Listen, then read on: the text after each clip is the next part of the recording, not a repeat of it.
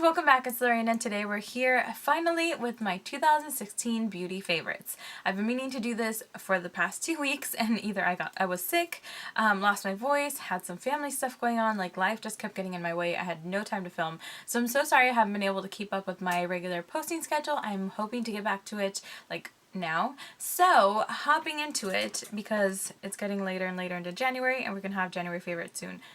So let's hop into these favorites, why don't we?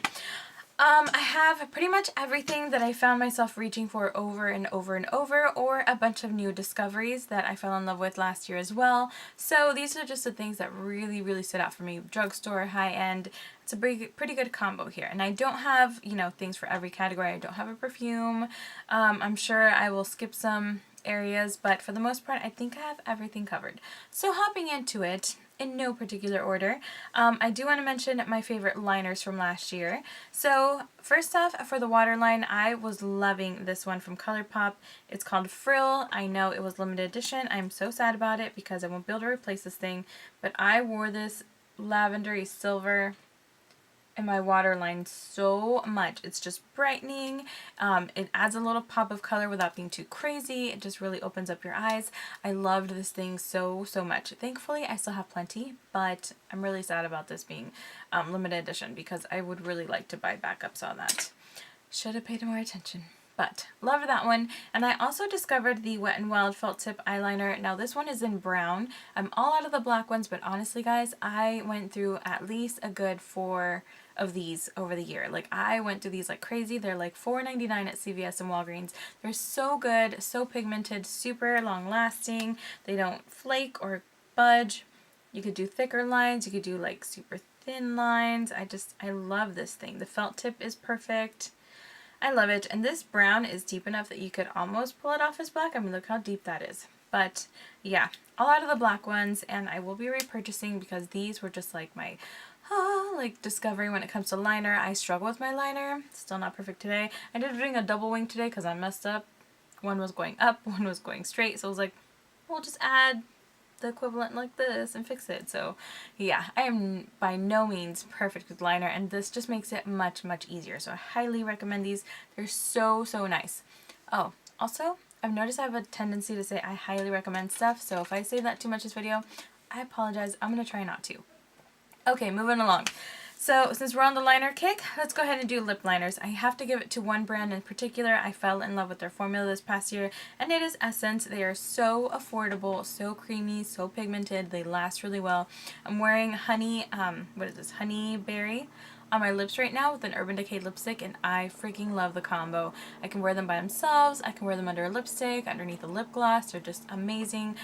These are so worth the money. They're like $3–4 at Ulta. So if you're looking for liners that are inexpensive, really nice quality, recommend those. Alright, then to help keep all of that in place, I actually discovered the MAC Prep and Prime Lip Primer this year. I discovered a lot of MAC Prep and Prime products this year. I fell in love with the lip primer. I fell in love with the Fix Plus. I'd heard so much hype about this over the years. Never really wanted to pick it up. Fell in love with it as soon as I did. So loved this one, loved the lip primer, and I also fell in love with the Prep and Prime Translucent Powder. These 3 right here, oh my goodness, I use them so much. I mean, look at this. Look at how far that is. It's only been a couple months that I've had this too. So, I mean, it's been a few months and I don't use it on the daily, but I use it almost daily or almost every time I do my makeup, and it just keeps everything in place. But this is a nice barrier for my ColourPop like Ultra Matte lips because those are so drying, but this makes a nice barrier between them, keeps my lips from being super chapped, and it helps hold them in place. Not that those need very much help with longevity, but this just keeps everything locked on your lips, and I love this thing. So love this, and love the powder, and that actually gets rid of 3 products at once, so woo-hoo. But yes, I love all 3 of these. I couldn't decide which one I like better. They're just amazing. So all 3 of those were definitely like new discoveries that I'm just like, gotta repurchase before they run out because I need these things in my life. So those 3. Then, since we kind of hopped into face, I do want to mention a primer combo that I had recently mentioned as well, but I love this. It is Philosophy's The Present, which helps lock all your foundation in. I apply this, then do my eyes because this needs time to settle, so I'll do this first, let it sit on my face and dry and settle and all that good stuff. Do my eyes, do other stuff, and then come back and apply the Maybelline Baby Skin on top, and this just smooths my pores and everything really nicely. So these two give me like the perfect combo. I have been loving this. I'm almost out of this one. I'm like down to here. I can see from the sunlight, but it's still plenty because you really only need to squeeze out like one little droplet, like a pea-sized amount, and it goes everywhere and it locks everything in place. And like I said, the Baby Skin just smooths everything. I like this better than the Professional. I like it better than the Dr. Brandt Pores No More. Like, I've tried a bunch of different pore filling primers and none of them work as well as this one. It does have that silicone-y feeling, but I don't mind because it just fills everything so nicely that I'm like, I can handle that. I can deal with it. So these two have been a winning combo. I'm sure I'm going to continue to do that because it's just been working amazingly for me this year. And my two foundations for the past year that I have to mention or give credit to are the Tarte Amazonian Clay Full Coverage.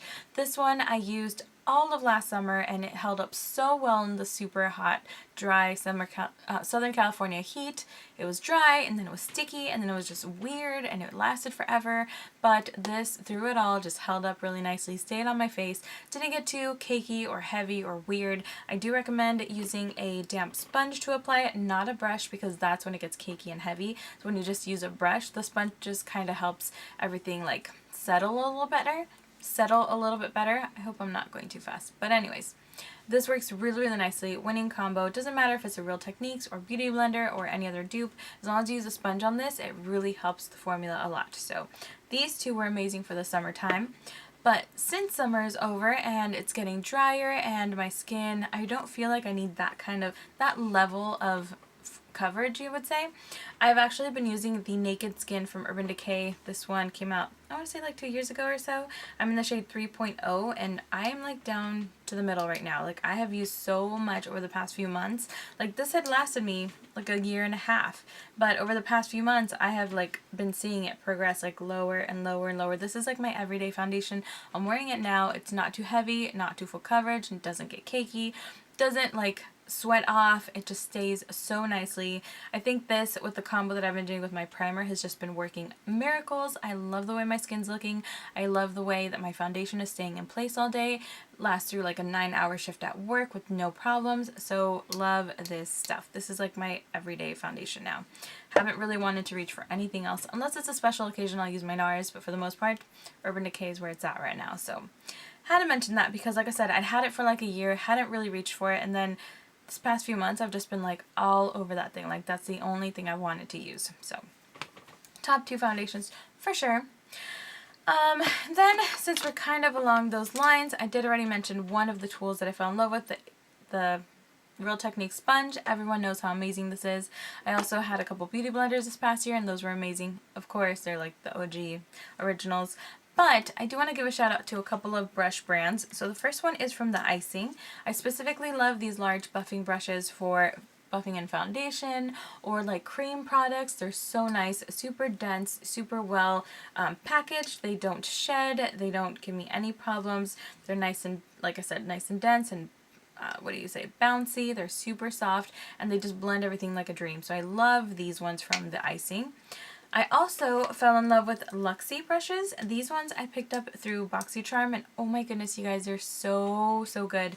This little one specifically, this is the 237 blending, is a dream come true. Like, it is so small. It gets right in the outer corner and just blends everything through the crease perfectly. Every time I do my eyes, I'm like, where's my brush? Where's my brush? I'm like moving other things around so I can find this one specifically. This is like my new best friend when it comes to blending brushes. I'm gonna order some more because I love this. But also, like, this 229 tapered blending is really nice for the outer corner. They're really soft. They haven't shed on me. I've washed them numerous times with no problems. They are just life-changing. Like, I know a lot of people love Morphe and Sigma and there's all these other brands, but I don't feel that Luxie gets enough love, but it is amazing. It is so good. So if you've never tried these, run out and pick them up. I will leave a link to their company down below because they're that good. They're amazing. So those are my tools. That's all I can think of when it comes to that. Now, sorry if this is kind of all over the place. This is just kind of how everything's spread out all over the place. Let's go into eyes. So I do have 3 mascaras I want to mention. One is the Essence Lash Princess. This one is so good at like kind of thickening your lashes a bit, adding volume. I really like this one when I need that. Then when I need more definition and lengthening, you know, kind of a day, I use the Supersizer from CoverGirl. I mentioned this so much last year.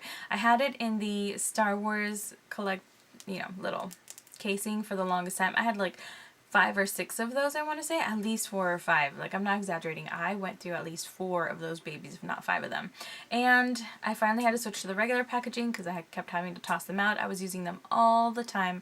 This one was like the one that I used the most, but when I wanted a little bit more thickness, I would go with the Lash Princess. But the one that gave me both and was just like, I just fell in love with it was the Tarte Tardiest. I don't currently have it because I did finish it up. I did toss it. It was in my recent empties. I kept that thing forever. Like, I should have done it out like at least 2 months before that, but I just couldn't let it go. Like, I just could not get myself to let it go. I was just like, but I love it so much. I don't want it to be gone. Like, I held on to that for much, much longer than it was safe just because I loved it so much. I finally had to force myself to like, no, we're purging this.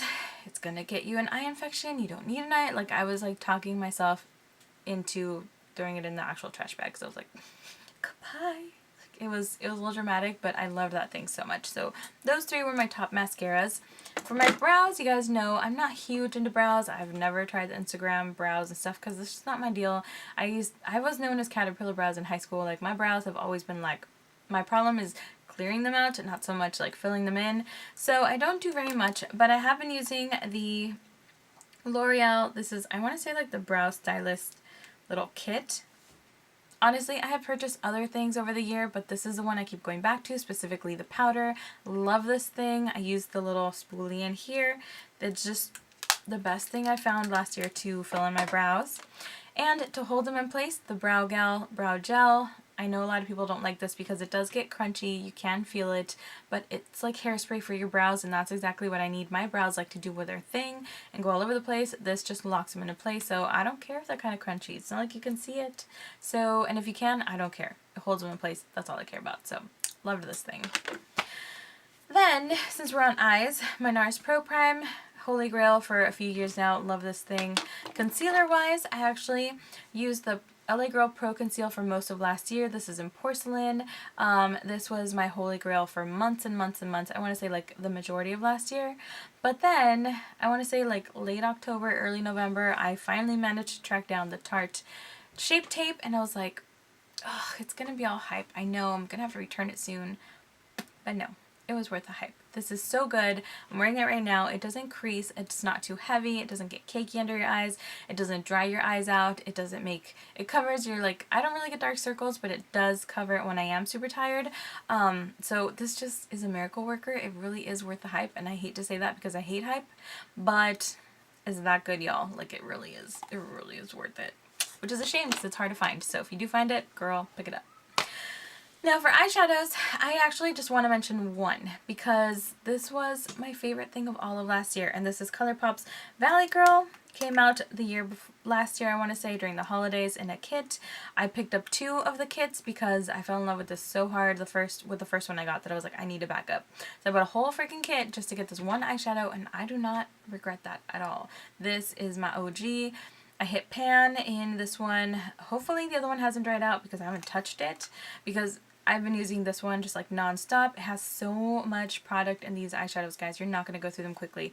But this was my holy grail. Like, this was the eyeshadow that I used for everything. Inner corner highlight, done.